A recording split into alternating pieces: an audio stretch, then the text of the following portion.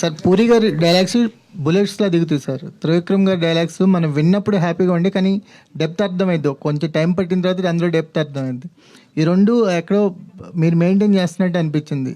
అదే sir problem ఏంటంటే అది లేని బరువు ఒకటి తీసుకొచ్చి నెత్తి మీద కూర్చోబెట్టేస్తున్నారండి. యాక్చువల్లీ కథ ఏది డిమాండ్ చేసిందో అది రాశాను డైలాగులు, అంతేగాని పూరి గారి లాగా రాయాలనో లేకపోతే త్రివిక్రమ్ గారి లాగా రాయాలనో డెఫినెట్లీ కాదండి. కథ అడిగింది రాశాను అంతే. సో ఆ సిచ్యువేషన్ అడిగింది రాశాను అంతే. అది బ్లెండ్ అయ్యి ఒకవేళ అలా ఫ్లేవర్ తెగులుండొచ్చు డెఫినెట్లీ. మన పర్సనల్ ఇంటర్వ్యూలో కూడా ఎక్కడో చోట చెప్పాను నేను.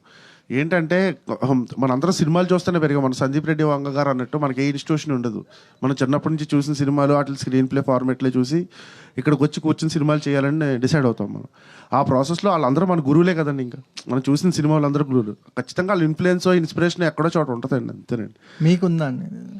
మీకు ఉంటుంది, డెఫినెట్లీ ఉంటుంది.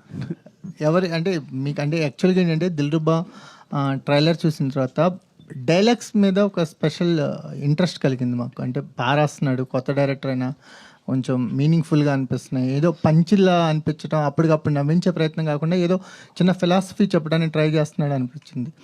ఇది ఒక కొత్త డైరెక్టర్ నుంచి మేము ఎక్స్పెక్ట్ చెయ్యం, అంటే సర్ప్రైజ్ అవుతున్నాం ఈ డైలాగ్స్ విషయంలో. కానీ వీటి గురించి మాట్లాడాలి అంటే లవ్ స్టోరీకి మాటలు చాలా, మాటలు రెండు ఇంపార్టెంట్. పాటల విషయంలో ఆయన ముద్దులు పెట్టి చెప్పేశాడు హీరో గారు. సో మాటల విషయం మీరు మాట్లాడాలి.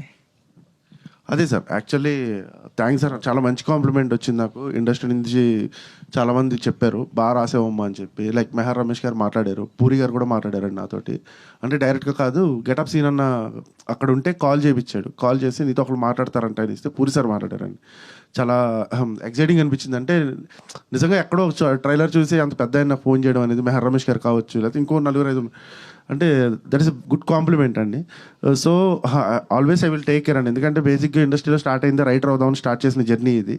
సో చదివిన పుస్తకాలు కావచ్చు, లేకపోతే ఇన్స్పైర్ చేసిన ఇలాంటి రైటర్లు త్రివిక్రమ్ గారు లేకపోతే ఇంకొకళ్ళు కావచ్చు, జంజాల గారి దగ్గర నుంచి మొదలు పెడితే వీళ్ళందరూ సెన్సిబిలిటీ ఏంటంటే సీన్ రౌండ్ ఆఫ్ ఉండాలి. దాంట్లో ఒక సీన్ కట్ అయ్యేటప్పుడు ఏదో ఒక బ్యూటీ ఉండాలి, తగలాలి, అర్థం అవ్వాలి ఆడియన్కి. సో వేగ్గా ఏదో పని చేయాలంటే సీన్ రాయకూడదు, అందంగా చెప్పాలి చెప్పేది. ఇది ఒక్కటే థాట్ ఎప్పుడు పెట్టుకుంటాను సార్ సీన్ రాసేటప్పుడు. డెఫినెట్లీ అదైతే ఉంటుందండి.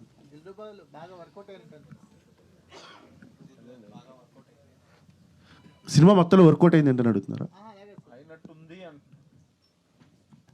ఈ మాటలు అనేవి ఒక స్పెషల్ మెన్షన్ తీసుకొస్తాయి దిల్రుబాక్ అని మాకు అనిపిస్తుంది.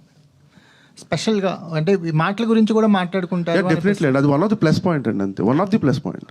మిగతా చాలా ఉందండి సినిమాలో. పాటలు కావచ్చు, ఫైట్లు కావచ్చు, వాట్ ఎవర్ సిచ్యువేషన్స్ కావచ్చు, the performance of the artist కావచ్చు, ఇలా చాలా ఉన్నాయండి. అంటే అన్నీ ఒకటే ఎక్కువ ఉన్నా మనకు ఎగటొస్తుందేమో. అన్నీ అందంగా ఉన్నప్పుడే అందంగా ఉంటుందేమో అది ఫుడ్ టేస్ట్ కూడా. సో అలాంటి ఒక మంచి ఫ్లేవర్ ఉన్న బిర్యానీ టైప్ అంతే.